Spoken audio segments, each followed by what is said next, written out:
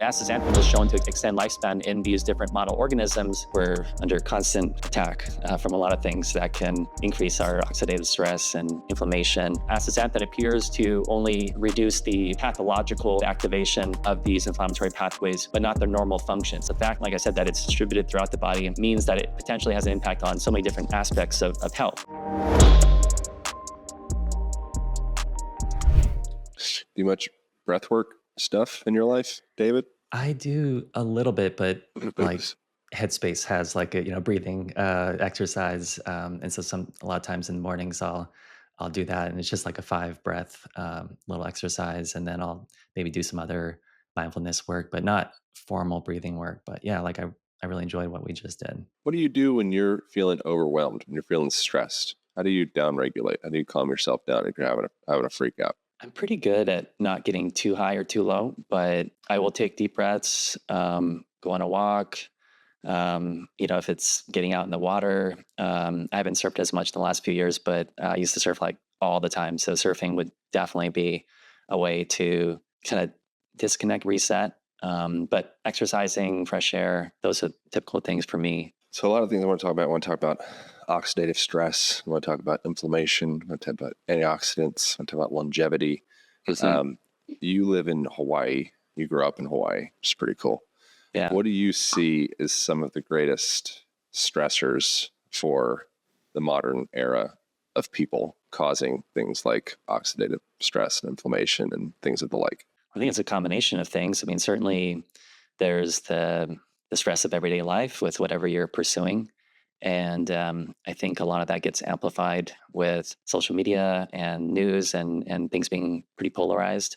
And so I think that has an impact on everyone's stress levels. And then certainly the food you eat has a big impact, the environment, the air, the water, all of that. So I think we're under constant attack from a lot of things that can increase our oxidative stress and inflammation. And so there's, I think, a variety of things that we can do to push back on that. And it's dietary, it's lifestyle, it's supplementation, it's mindfulness, it's breath work, it's, being active, being socially connected, all of these things. But I certainly think there's a lot that is pushing against us on that front. What is oxidative stress exactly? So in your body, when you're creating energy, say you're breathing in air and you have your nutrients, the cells, the mitochondria in the cells are producing energy. And as a byproduct of that, you will have oxygen free radicals that are in a way reactive with the other components of the cells. And so you have these little, almost like Tasmanian devils, if you remember the cartoon, that are going around and really causing a lot of havoc inside the cells. And your body has endogenous built-in systems to deal with these free radicals.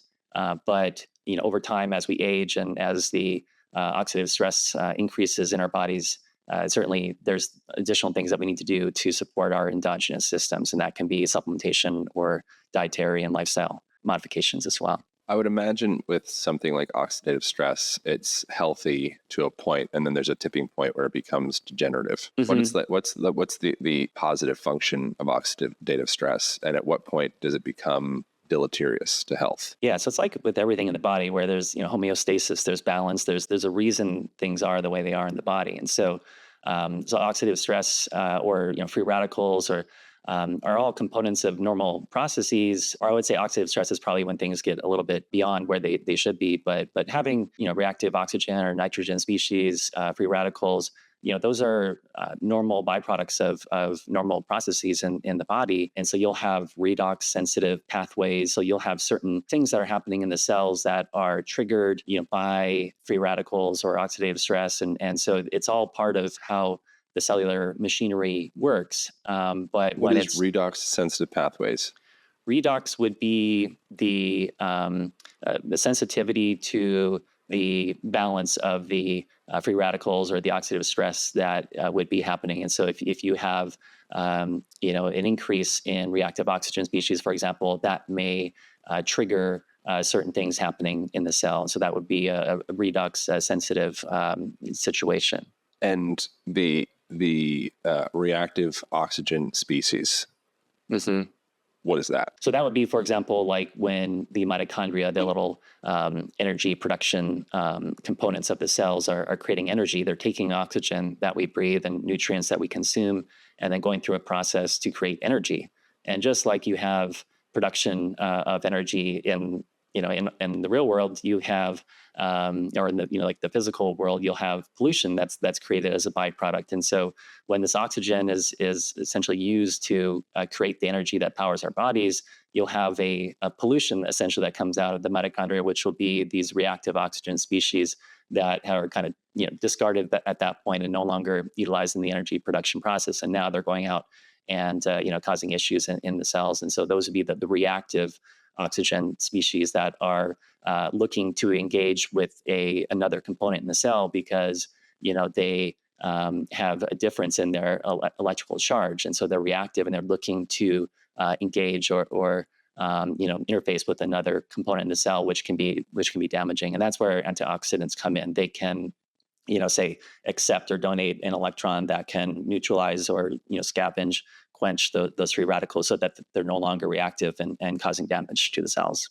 So reactive oxygen species and free radical, are they synonymous or are they different in some way? Yeah, there's different terminology, but you'll have reactive oxygen species that are free radicals. You'll have reactive nitrogen species, and so there's different kind of components or umbrella terms to how things are classified, but that's all essentially the same thing for our intents and purposes here. What is it that inspired you to become so brilliantly nerdy about all this stuff and like understand the body to this depth and this degree?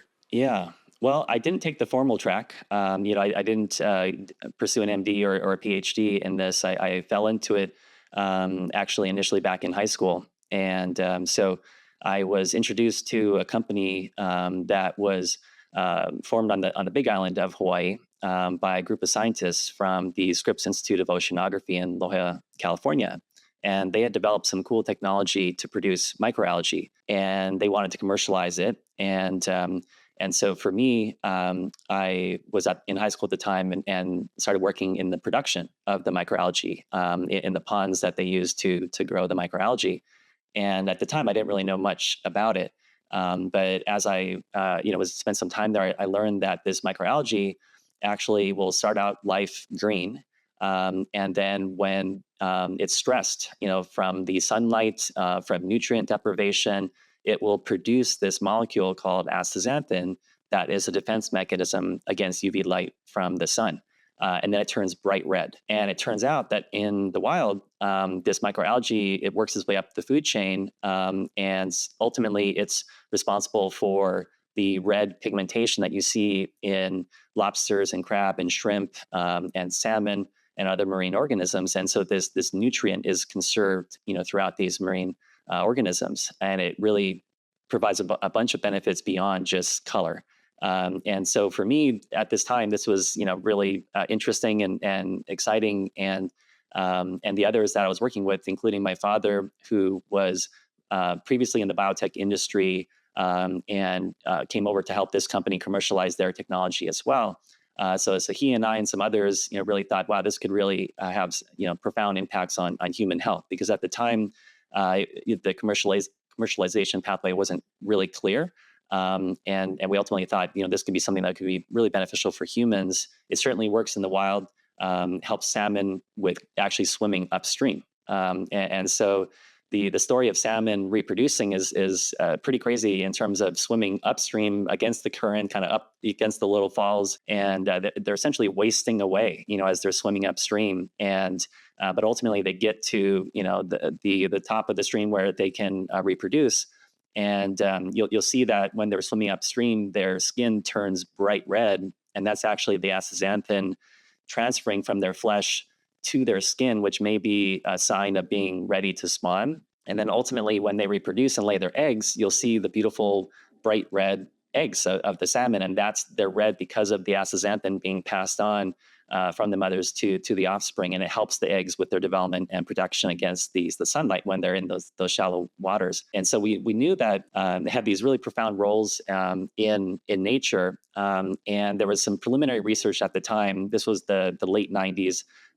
There was a couple hundred peer-reviewed papers showing antioxidant activity, anti-inflammatory activity.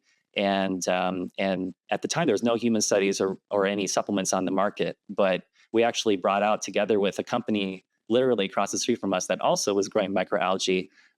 We were the first two companies to bring out an astaxanthin dietary supplement back in the 2000 timeframe.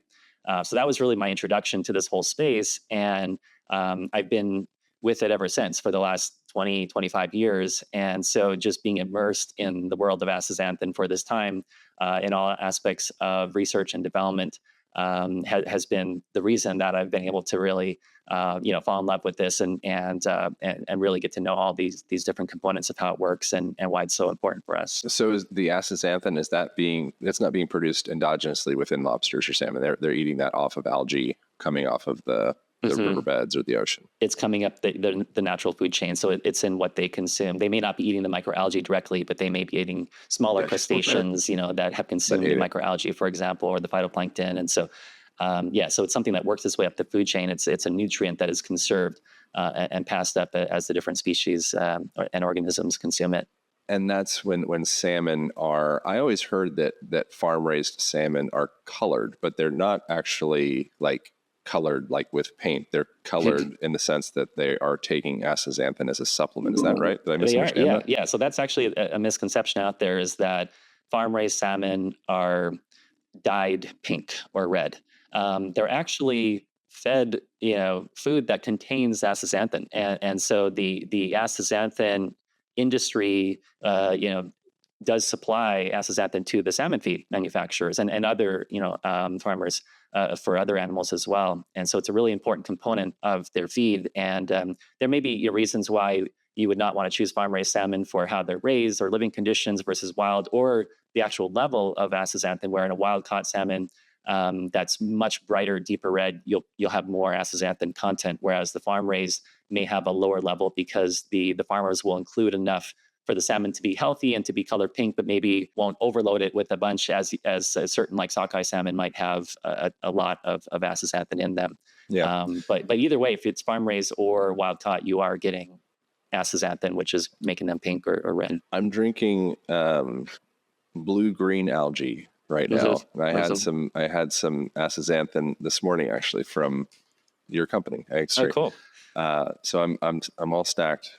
Nice. With algae. Is there some hierarchy within the realms of the algae for people to be consuming? Because I know that there's been a lot of fads, and the concept of superfood is something that's gotten thrown around a lot over the last decade. And maybe, I don't know when it was invented, but it seems popular the last decade. And algae seem to fall into that category. What should we know about algae? Well, I'm not an expert in algae in general. I guess potentially an expert in our type of algae that produces astaxanthin. But I think there's different strains of algae that produce different types of nutrients. And so, you'll have spirulina, and you'll have a variety of other sources of forms of algae. And so this particular form is called Hematococcus pluvialis, and that's this green algae that turns red when it produces astaxanthin. And so certainly that one for sure is a very high source of astaxanthin in the wild. In terms of other algae, I think it all comes down to the research. And so spirulina is certainly used in a lot of green drinks and other things. I don't think from a blanket statement really works in terms of algae is great for you or not great for you. I think it really depends on the particular strain and what nutrients you're getting from it. And then ultimately, say in the case of astaxanthin, how it's produced, because growing the microalgae is very challenging. And having worked in the ponds myself, it's very difficult and it's prone to potential contamination, especially if you're using the open ponds like we were on the Big Island of Hawaii, because it's great and you have fresh air and sunlight and everything, but you also have the volcano nearby. And so you have VOG potentially. You have the airport almost right next door. So you have airplanes flying over. And you're exposed to the outdoor elements, and so there are contamination risks there. There are other production methods where you can do it entirely indoors in closed tubes without using the open ponds, and then that would not be prone to the external contamination risk. But then ultimately, you're still ending up with algae that then you have to extract as much of the astaxanthin from, even with the purification methods and extraction methods, you're only getting about 5 or 10% astaxanthin from the algae. And then the other 90 to 95% It's just the other components of the algae, which is not necessarily bad for you. It's proven to be safe, but that's not necessarily the active ingredient that we're shooting for in terms of astaxanthin itself. And so those are things that you can look at. And then after several years of working in the microalgal production of algae, we actually thought, well, this could actually be something that could be pursued as both a dietary supplement and a pharmaceutical, and for high doses where doctors could use it with patients that have certain disease states and things based on the research that was developing. And so we looked at doing laboratory-based production of astaxanthin, where using natural product total synthesis, you essentially construct the molecule step by step from scratch, but end up with the same molecule in terms of all the same carbons and hydrogens and oxygens, and you can make the same isomeric form or forms that you find in nature, and that's a way that you can make it without any contamination risk, and you can make 100%, basically close to 100% pure astaxanthin, which then can be formulated into forms for human or animal consumption. And so that was a track that we pursued, and having worked on both the microalgal production and the synthesis of it, we pursued both, and we found this synthetic was actually a way to get super pure and highly bioavailable in terms of a special formulation that we utilize in our product. So that's one thing where if you're looking at algae, you have to look at, okay, how are they growing it?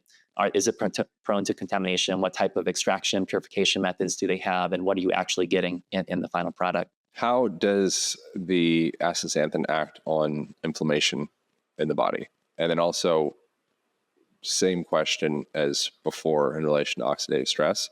When is inflammation good? What is inflammation? And what's the tipping point where suddenly it's, a term I've heard from you is inflammaging, it starts breaking things down. Like, what's the tipping point where suddenly inflammation is bad? And then what are some things that we can do to support us in our inflammatory journeys? So inflammation is something that we're all familiar with in its acute form, which is used to protect the body and fight off infections and heal wounds. And so say you fall over and land on your elbow and your elbow swells up. That's an immune inflammatory response. This is, your body's recruiting cells to that site to repair, the tissue, the damage that's occurred from an injury, for example.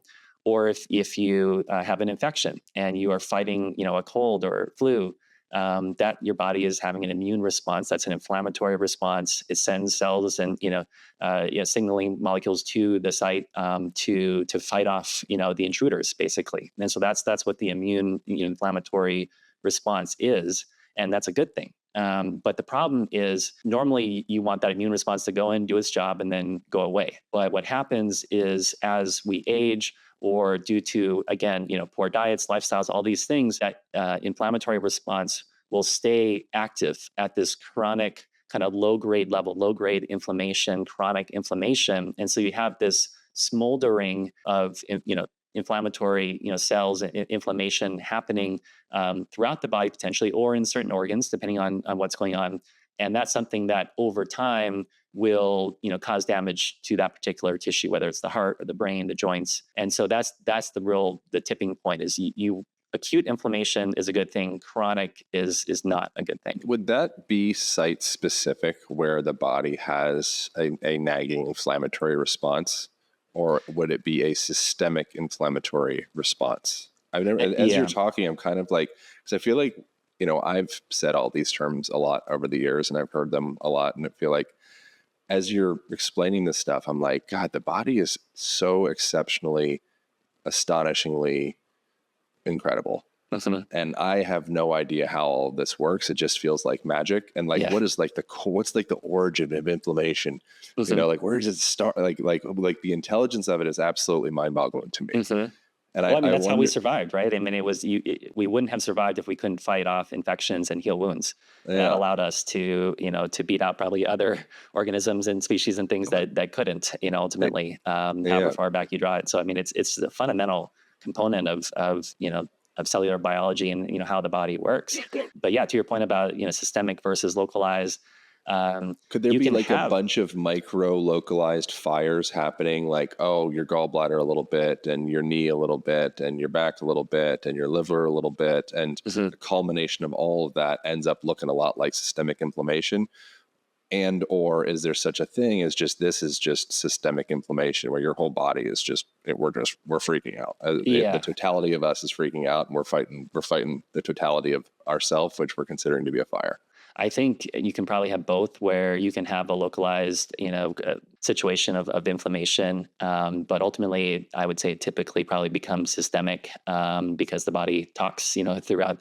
And so you can develop a systemic, inflammation that can lead to issues in other places. And that's where, if you have some gut issue, for example, and then, years down the road, it turns out now you have some joint or cognitive issues. A typical approach may be, oh, I need to prescribe this medication, for your joints or for your brain, but ultimately it may have stemmed from something in the gut or something in your diet, or some other, inflammatory insult that didn't, kind of restore itself back to a normal situation, and now is leading to this systemic chronic inflammation, and now manifesting itself in one way or another. And so it's kind of like if you have a system of pipes and you turn up the water too much, at some point it probably will burst somewhere. You may not know exactly where. Maybe it's based on the weakest link, and then ultimately that's where the issue happens. That systemic inflammation can manifest itself differently for different people and different health situations, but it is definitely a bad thing, and you want to try to get back to that root cause of it, and try to bring down the inflammation that's causing this, rather than trying to fix a manifestation of the issue after the fact.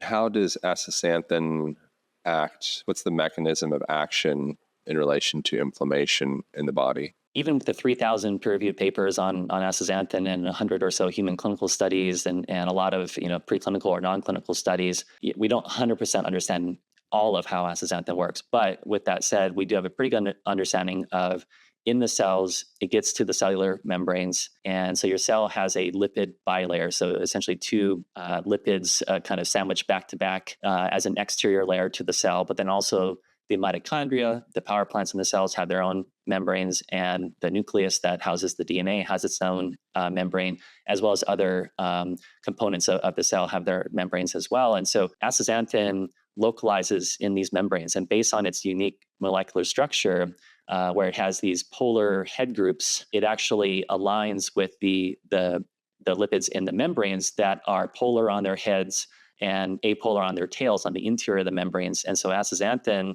based on its molecular length and the structure of it itself, the polarity of the molecule, it will anchor across the membranes and perfectly span these membranes and help to stabilize them and prevent the oxidation of these membranes, and be well situated to fight off those free radicals, those reactive oxygen species, both inside and outside the membranes. And so at its core, its direct physical effect is as that antioxidant in these membranes. But with these redox sensitive pathways and functions in the cells, you'll have a variety of steps that happen, these reactions that happen in the cell, where the reactive oxygen species will set off a cascade of events that ultimately lead to an inflammatory pathway being turned on. Like NF kappa B is a kind of a well-known inflammatory pathway that is responsible for certain inflammatory cytokines and mediators that are often the targets of a lot of anti-inflammatories. So things like TNF alpha is something that is generated from the NF kappa B pathway, which is a target of a lot of rheumatoid arthritis drugs, or COX-1 and COX-2, which were the target of a lot of anti-inflammatory drugs for pain and for arthritis and things like that. You'll have prostaglandin E2, which is something that aspirin targets. And so these are things that are ultimately essentially the output of inflammatory pathways like NF kappa B. And so with astaxanthin, by reducing or restoring the homeostasis and the redox, kind of balance it in the cells, it will attenuate the cascade of events that leads to the inflammatory pathways being turned on and creating inflammation in this chronic state. But the cool thing is that, unlike, say, other anti-inflammatory agents that go in and chronically inhibit an inflammatory, cytokine like TNF alpha, for example, or COX-1 or COX-2, or try to, shut down an entire inflammatory immune response, astaxanthin appears to only reduce the pathological or kind of the bad activation of these inflammatory pathways, but not their normal function. So your body can still fight off an infection or a wound, or heal a wound, but not be activated in a way that's pathologically that's counterproductive to the body. So that's a difference in terms of how astaxanthin is working effectively upstream, preventing the unwanted activation of the inflammatory pathway, rather than working downstream, trying to plug a hole after the fact chronically, when the body is meant to be producing that in some cases. And so you don't want to chronically turn something off or turn something on when that's really not how the body was meant to function. Would there be some like longest lever in reducing chronic inflammation in the body? I mean, I'm sure your bias would speed to say astaxanthin, but I'd imagine there's probably a lot of like psychosomatic stuff, like stress, environmental things. What would your holistic lens on inflammation be? If you could say what would be the longest lever, but I think it's the combination of these things. And I think there's so much, interplay between all these different things. And so I think it's the usual approaches that we often hear. I mean, so it's eating, a good healthy diet, that is not, because some foods can be, kind of causing inflammation, whether, fried foods or other things, can be, pro-inflammatory rather than anti-inflammatory. Certainly being active, is a way to, help your body function in a better way. But things, like you said, like psychosomatic, I mean, there's, I think the mental stress and suffering that many of us experience can trigger these types of processes and pathways in negative ways. And so whether it's social connections, mindfulness, breath work, walks, activity, I think all these things are really important and all contribute to that kind of restoration of the normal function of your body as it should, rather than turning on or off things that are not meant to be in that way. Another thing, even just obesity itself, the adipose tissue can release cytokines and can create inflammation itself, and so reduction of adipose tissue is something that would be beneficial from a scientific standpoint of reducing inflammation as well. So I think there's a variety of approaches. Could you define cytokine as well? I just want for. So cytokine would be an anti-inflammatory messenger, essentially a signaling molecule that an inflammatory pathway will produce, and then it will go and tell things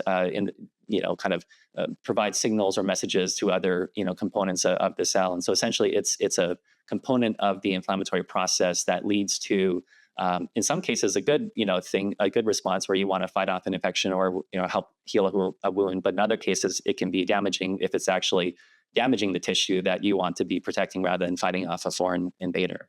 I think the approach to things like inflammation and then how it's tied to things like mood is very interesting. And there's, the bottom up approach of working with the body and, things that you're eating, for example, or taking supplements and such to cause the mind to feel more at ease. And then there's the top down approach of I'm going to do meditation and I'm going to have more physical contact in my life and improve my relationships. I'm going to do therapy. I'm going to spend time out in nature. And then that ends up trickling into the physiology. How has there been much research in the effects of astaxanthin on mood?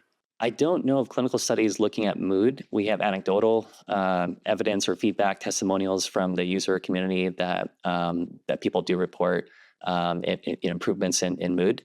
There is with omega-3, right? Isn't omega-3 suggested to be very supportive for like boosting mood from things that I've read and heard? I believe so. I mean, I think it's again, omega-3s also help reduce oxidative stress and inflammation, as does astaxanthin, although they have their slightly different mechanisms. But the role of oxidative stress and inflammation in cognitive function and mental health is well documented. And so if you're looking into any of those areas, the oxidative stress and inflammation in the brain, which can be triggered by a lot of things, like you said, that is something that is not good, for mental health, including mood, but also mental health disorders. And so if you look at mental health disorders or brain health disorders, those are all things that can be catalyzed and or just driven by oxidative stress and inflammation. And so therefore, mechanistically, it would make sense that astaxanthin, which is distributed throughout your body and crosses the blood-brain barrier and gets into the brain tissue and can help reduce the oxidative stress and inflammation directly in the brain, would have an impact on these areas. But with that said, the human studies that have been done have looked at things more like information processing, memory.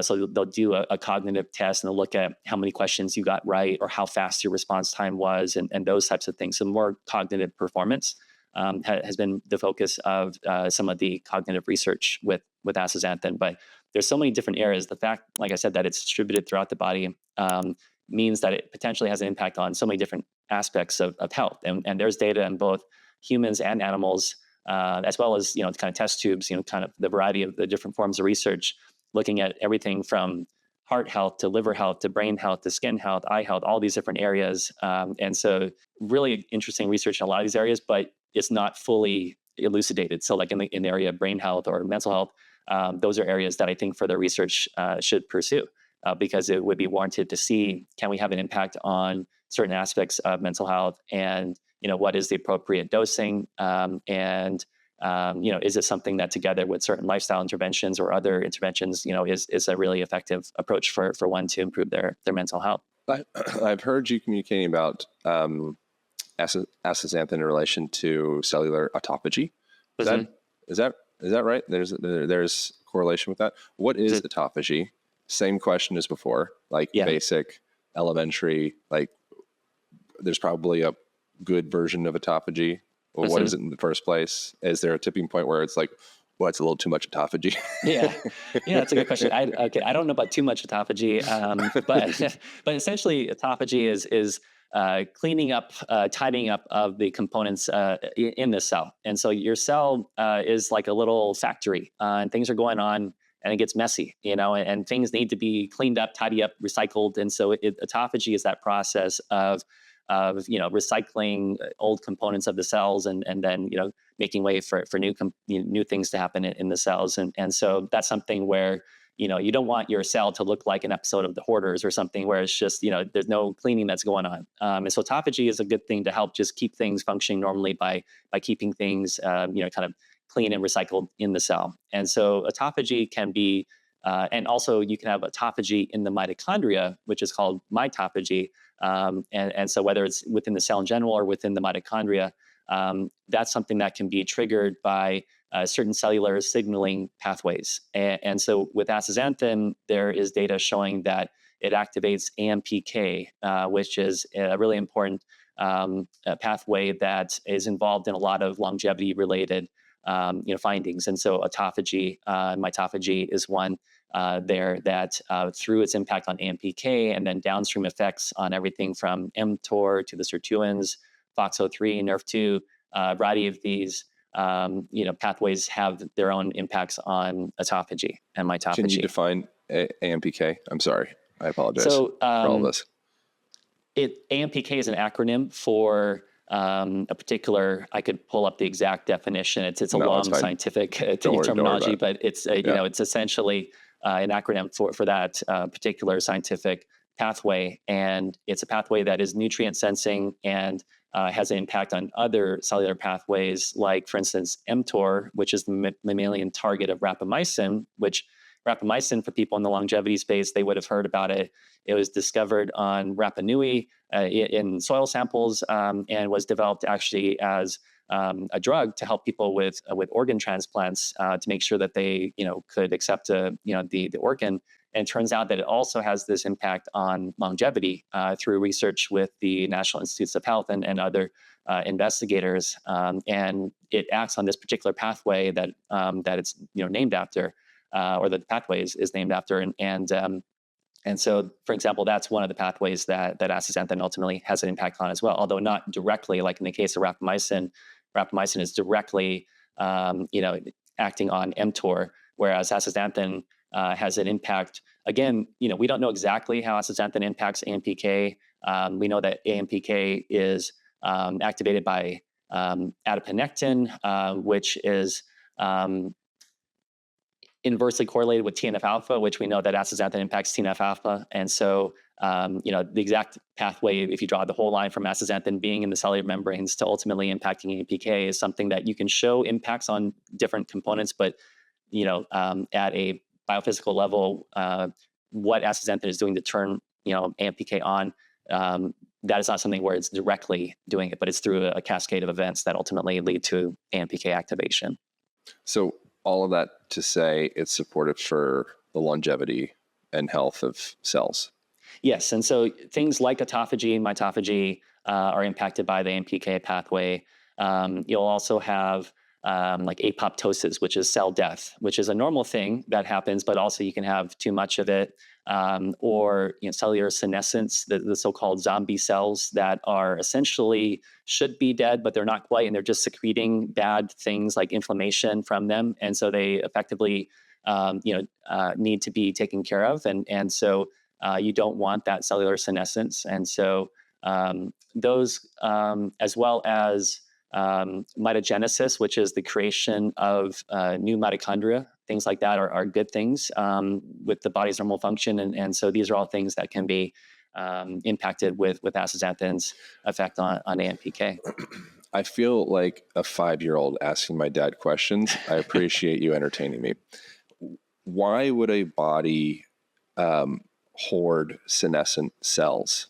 Why would a body be stifled in its apoptosis or autophagy of that which could be senescent? I don't think it's intending to hoard those cells. I think I think it's more of a normal mechanism that was meant to deal with that has broken or it has declined. And so, say you have a car, and over time, the air conditioning breaks, or the suspension components wear out. Those types of things happen, or you have a house and the roof starts to leak. I mean, so bad things happen just over time because time takes its toll on anything. And so I think that's what's happening in the body, where what would be a normal process to ensure that you don't develop these senescent cells, or that you have normal cleanup with autophagy in the cells, those normal mechanisms get impacted over time through things like oxidative stress and environmental pollution, toxin. All these things can impact negatively the normal functioning of the cells. And so I think that's what happens over time is the normal response is no longer normal, and then as a result, now you have these zombie cells. Would the longest lever, to use that same metaphor, in cleaning up senescence in the body, be fasting or some iteration of that? I would presume that would probably be the biggest stick. That's like, okay, it's really time to go, guys. But what do you think about that? Well, certainly there's a lot of research with caloric restriction, both for longevity and then for fat and for fasting, for health. And I know that there's debates about intermittent fasting and types of fasting and all of these things. I think there certainly is a lot of research to support that, but also in terms of what fasting does or caloric restriction does in the cells, it impacts certain cellular pathways, and these are some of the same pathways that astaxanthin also impacts through its cascade of effects. And so I don't know in terms of ranking, again, in terms of like the longest lever, for this. I think there certainly is research on that. I would not be an expert in the overall assessment of that, but I know there's a lot of good research on that. Probably I could see a fast and supplementing with astaxanthin probably be pretty potent. Is there other supplements? Well, let me just say that fasting to kind of purge the system and kind of get out with the old and in with the new, I think conceptually makes sense. Just as the little tidbit there, though, you wouldn't want to fast and take astaxanthin just because, you could, but astaxanthin is best absorbed with the fatty meal because it's actually a fat soluble molecule, and the body, when it's processing the fats from your meal, that is, astaxanthin will essentially hitch a ride with the fats as they come into the body, and they get packaged into the lipoproteins like LDL, HDL, VLDL, and kind of helps them to protect themselves against oxidation, and then also uses those as kind of transport vehicles to get throughout the body. And so therefore, you would still absorb some astaxanthin with on a kind of fasted empty stomach, but you're going to absorb much more of it with the fats in a fatty meal. Thank you for that. Is astaxanthin categorized as an antioxidant? Yes, yeah, I think that is its primary function is as an antioxidant. But again, like we talked about, there's a lot of interplay between oxidative stress and inflammation, and so it really depends on if you talk to someone, you know, what is its mechanism or what is it? Is it an antioxidant? It is at its core, its primary function, but it also has an effect on inflammatory pathways, so it's effectively an anti-inflammatory as well. Although most of your traditional anti-inflammatories will go directly impact, you know, some component of the inflammatory cascade, whereas you know, we'll be working more upstream with astaxanthin. So I think an antioxidant is probably its most correct definition of what it is, but it's much more than just an antioxidant. When you look at how a lot of people will kind of lump all antioxidants together, and it's very different than other antioxidants. You know, you look at things like vitamin C or vitamin E. Vitamin C is water soluble. It's not fat insoluble. It doesn't get into the cellular membranes, and so it can be in or outside of the it can be kind of outside of the cell or inside the cell, but not in the membranes. So it won't protect those lipids from oxidative stress or oxidation. Um, with vitamin E, it kind of looks similar to astaxanthin in terms of one end of the molecule, and so it can get into the membranes, but it will not span across the membrane and stabilize the membrane. It'll cause some membrane disruption as it kind of sways, but anchored into one side, but not into both sides of the across the membrane. And then with beta carotene, if you were to Google beta carotene, which is in the same family of carotenoids as astaxanthin, and then you Google astaxanthin molecular or chemical structure, you'll see that they look almost the same in terms of their ring groups on the ends of the molecule and their backbone.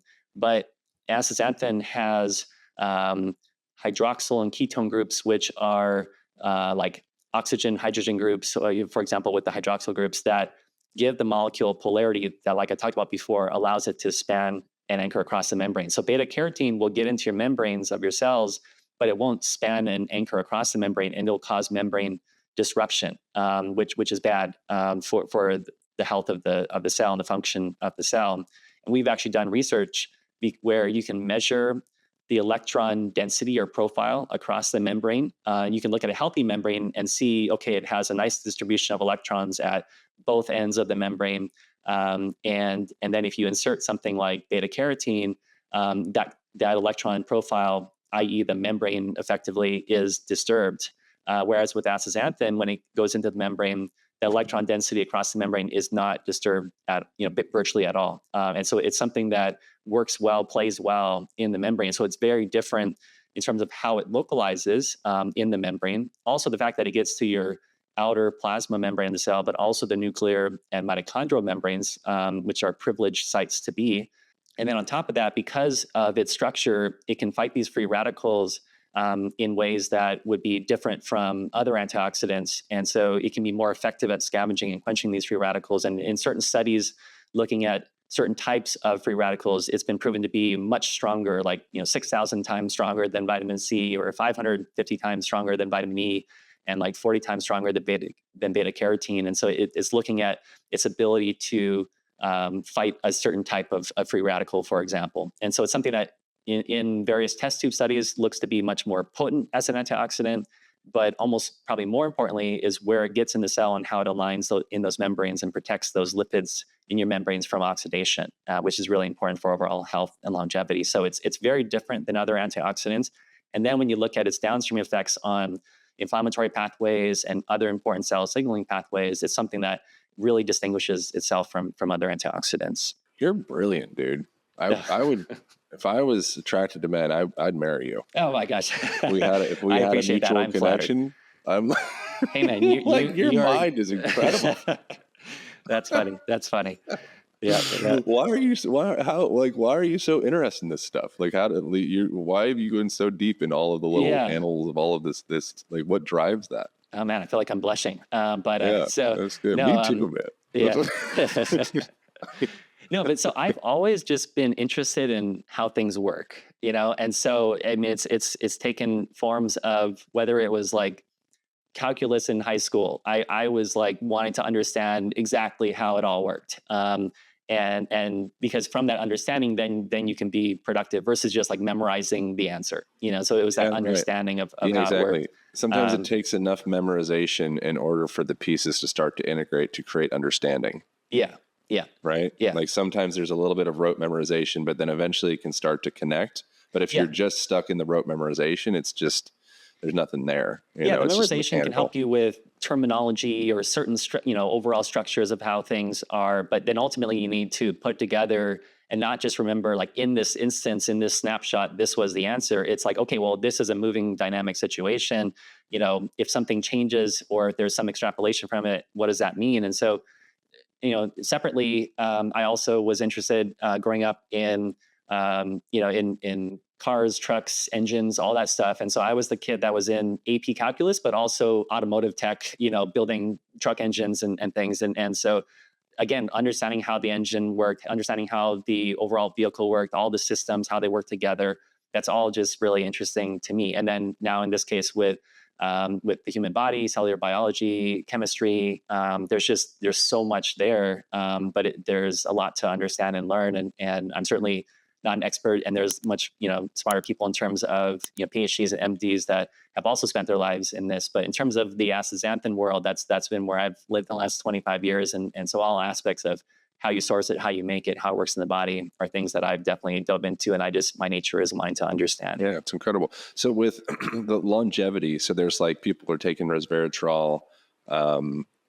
What is rapamycin something that occurs endogenously, or is rapamycin something that would be taken as a supplement, or both? And then the question is, where does astaxanthin stack in comparison to other like longevity substances, drugs, whatever, supplements, whatever you call that?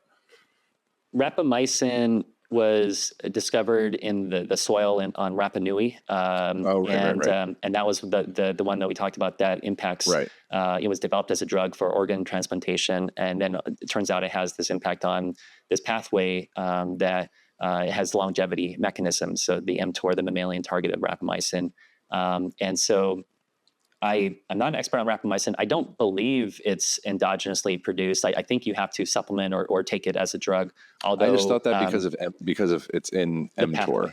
That was why I was. That's why. I think so it's the pathway is named after the effect that the agent pathway has came second. Okay. on it. But again, that pathway. There's certainly other rapamycin experts. I don't know if you would have endogenous rapamycin or if you would have other molecules or things, components of the cells that impact that pathway, that at some point had to be named, right? And so, and then and so that rapamycin was proven to extend lifespan in the National Institutes of Health's, specifically the National Institute on Aging funds a program called the Interventions Testing Program, which is conducted at 3 different organizations: the University of Michigan, the University of Texas, and the Jackson Labs.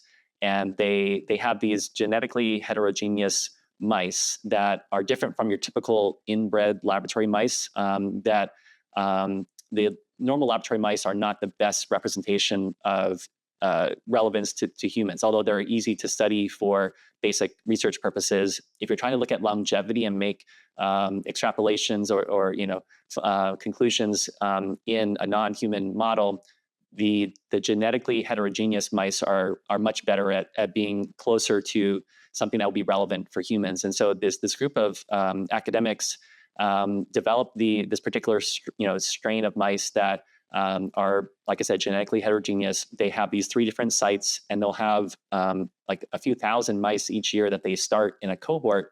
And they'll have a control group with just normal chow that they're fed, but then they'll give them other promising agents for longevity. And rapamycin was one of the first ones that they tested, like probably 15, 20 years ago. And so this is something where they follow these mice where they have things like rapamycin or resveratrol or astaxanthin. These have all been tested in this model over the years. And they'll feed them the chow from at some point, when they're young to middle age or potentially older age, but then they'll follow them from whenever they start dosing throughout the rest of their life and see how long they live. And rapamycin was, I believe, the first agent to demonstrate efficacy in that model, or certainly at least the first to demonstrate very meaningful efficacy of more than 10% life extension. And then since it's been replicated in that ITP, the interventions testing program, as well as other models of longevity and aging. And so rapamycin was really put on the map as a longevity agent by this ITP program.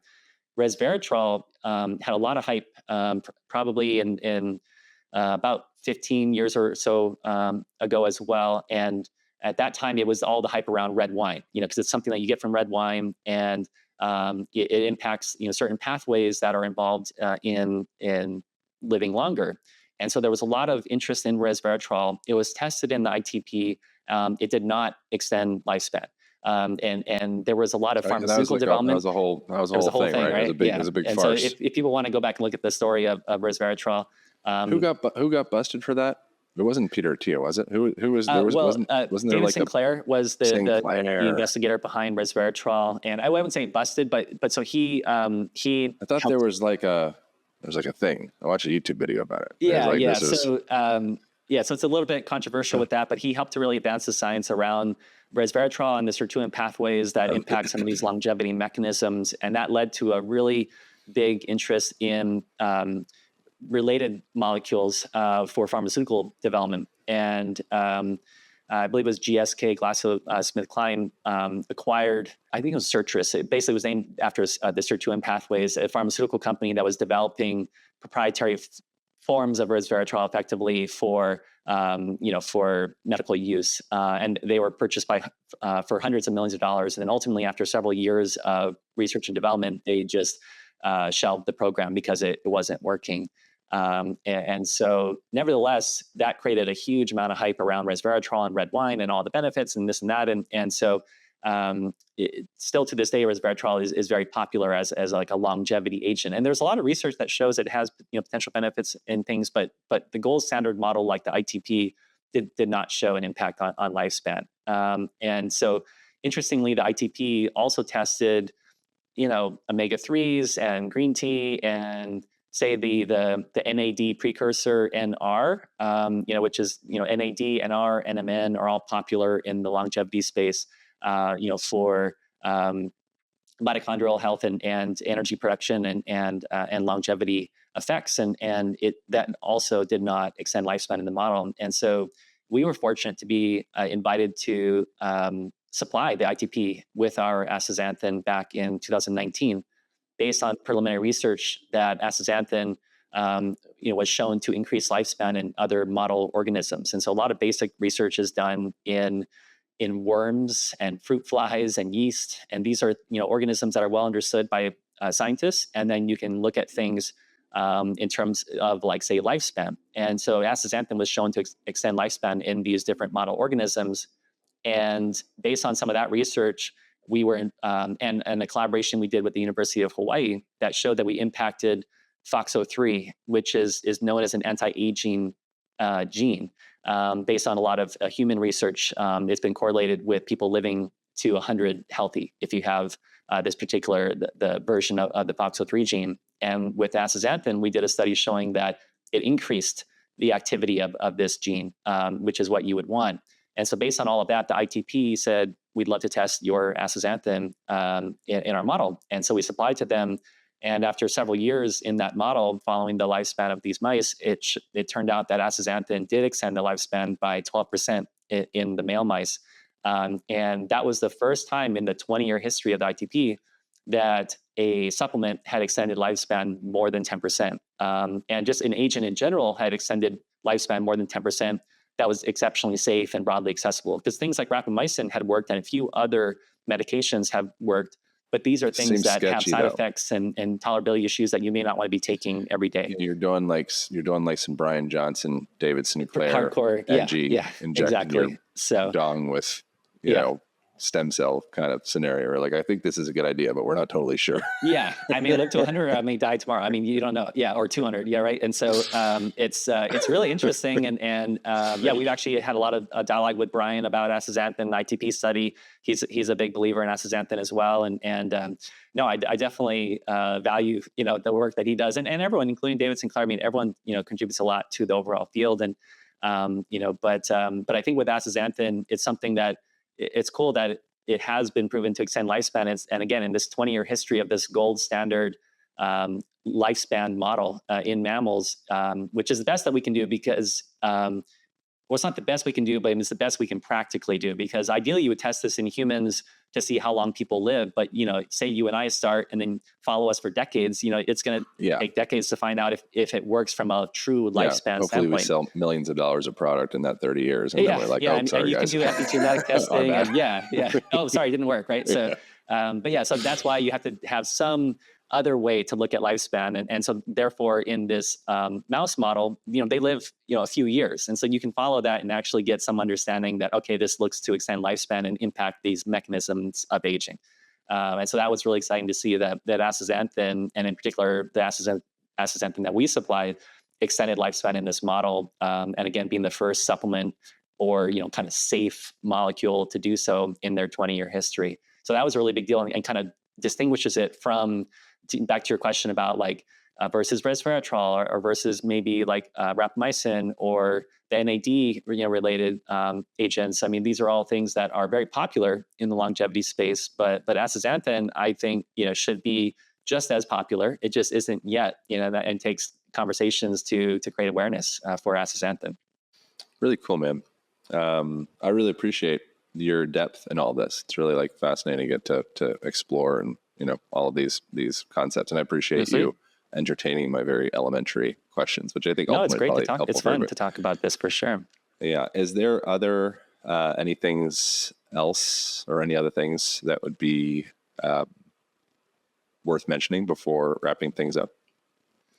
Yeah, a few things. One is just I alluded to it, but there's really interesting research showing that astaxanthin impacts all these different areas of health, not just longevity, but there's studies looking at liver health, where you improve liver enzymes or other, kind of damage to the liver that can happen over time based on a fatty diet or alcohol consumption, things like that in our basic research studies or clinical studies as well.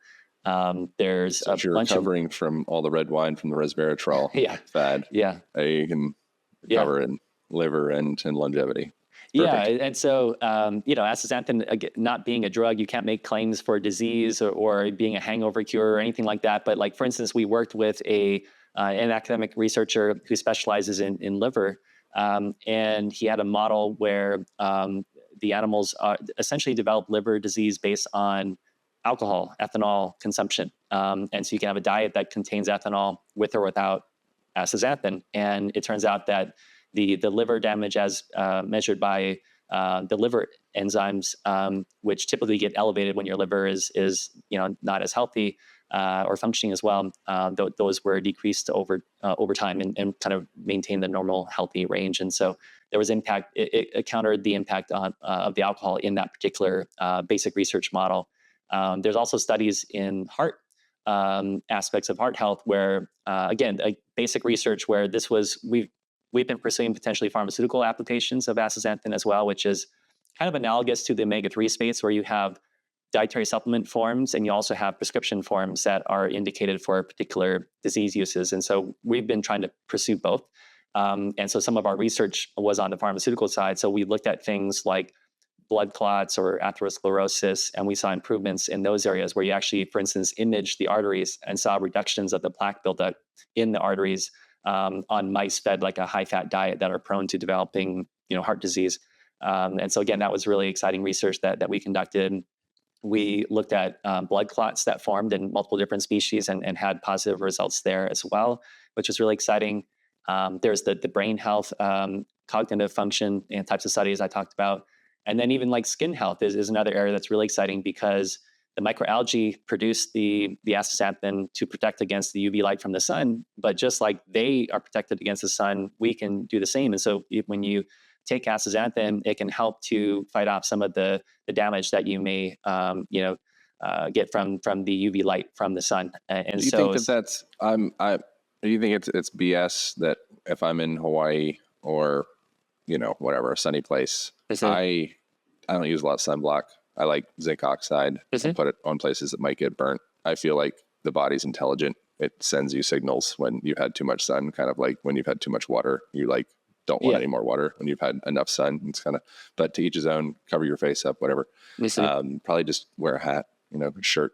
Yeah. But what I do if I did get too much sun is I eat a buttload of salmon and butter and olive oil and all these healthy fats and omega-3 supplements. Do you think there's something to that, or just I think it probably lost? helps to fix some of the damage that occurs, Really? but also you want to try to prevent damage from occurring in the first place. And Sure. so I think, to your point, yeah, you are going to sense when you are being exposed to too much sun and starting to burn, but a lot of times it's kind of too late. You're like, oh my gosh, I'm actually starting to get burned now. And the thing is that even if you're not burning, just chronic exposure to too much sun or UV light, can cause damage to your skin cells, to your skin itself over time. And so I think, what if you do it gradually and you build up like a quote unquote like callus to the sun, as opposed to overdoing it and blasting yourself and then being out of it, and then like, what about that? I'm sure that would be much better. I mean, just going from nothing to total exposure, your body would that would be a crazy insult for the body. So I think if the body is more used to it or has a tolerance built up or other protections in place, then I do think that, but also, I mean, just different people, burn more easily than others and are more susceptible to UV damage. So I think there's all of that going on. And so I think, skin protection is important, topical, and you can try to find, what works best and what, based on the types of chemicals and things that are used in skincare products. With astaxanthin, some people have referred to it as like an internal sunscreen, but that's something that we can't actually make a claim around that, because sunscreen or sunblock is actually considered a drug type of claim by the FDA. And so unless we went through a full process to get it approved as like sunscreen, we can't actually say that it's sunscreen. But it is something that mechanistically, there's been studies showing that it does reduce the UV damage from the sun to like the DNA in your cells, and it improves like moisture content and elasticity and wrinkles and things over time. And so both orally and topically, some people have done topical administration of astaxanthin, but even just taking it orally, it does get distributed throughout your body, gets to your skin, and helps with that. So I think it's certainly something that if you are not using a lot of skin protection, you would definitely want this to give you that internal support.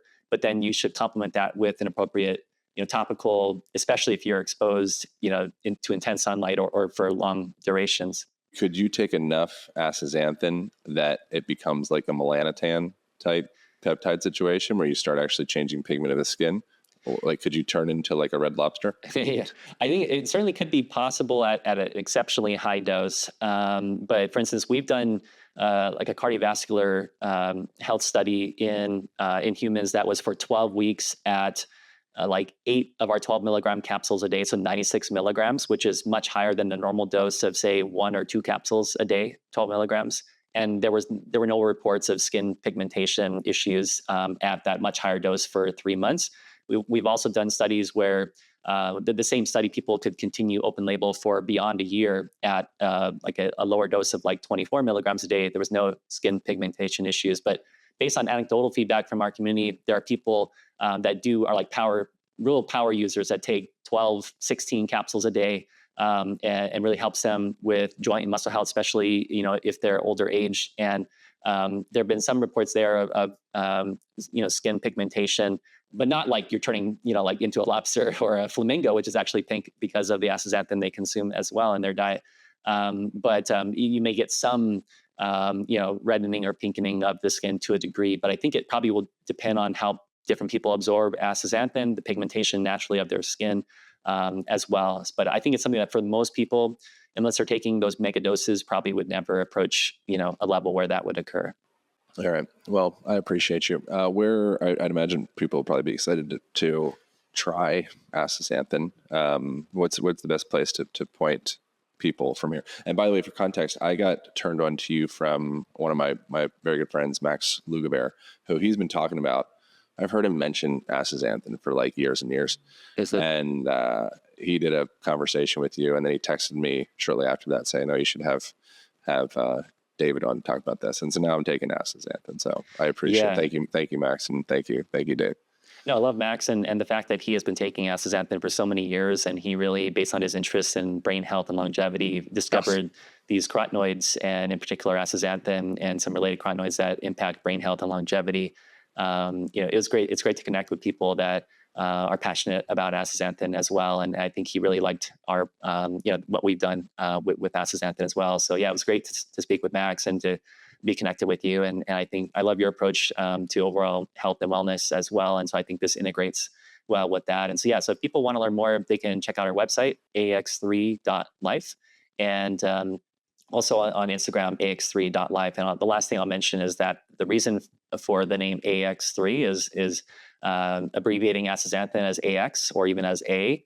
And then we have the X for the kind of times 3. And the 3 is because we actually did a head-to-head human study with our product versus one of the leading forms of astaxanthin that's sourced from microalgae that's been on the market for many years. And we gave a group of human volunteers a dose of the microalgal astaxanthin, measured their blood levels, and then sent them home for a week and brought the same group back and then gave them our form at the exact same dose and measured their blood levels. And we got 3 times the amount of astaxanthin absorbed into the bloodstream. And so because you swallow a capsule doesn't mean it all goes into your body. Some will pass through into the toilet, unfortunately. And so that's the reason for the 3 in AX3 is that 3 times more bioavailable. So that's something that, again, on our website, people can check out that data as well. Awesome. Thank you. And do we have, I don't know if do we make some kind of, I'm sure we'll probably make like a discount code or something like that. Is there some kind of code that you know of? Yeah, right we can, now? Your community can use the discount code ALIGN, and then that'll get 20% off the first order. Oh, cool.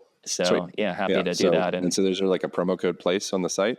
Yeah, just in the checkout process, then there'll be a discount code. Okay, cool. Location, So AX3.life, not .com, AX3.life. Correct. And then you use promo code ALIGN, you'll get 20% off. That's it. Freak yeah. Love that. All right. Thank you, man. I appreciate you. I really do this conversation. Hope you guys did as well. That's it. That's all. I will see you next week.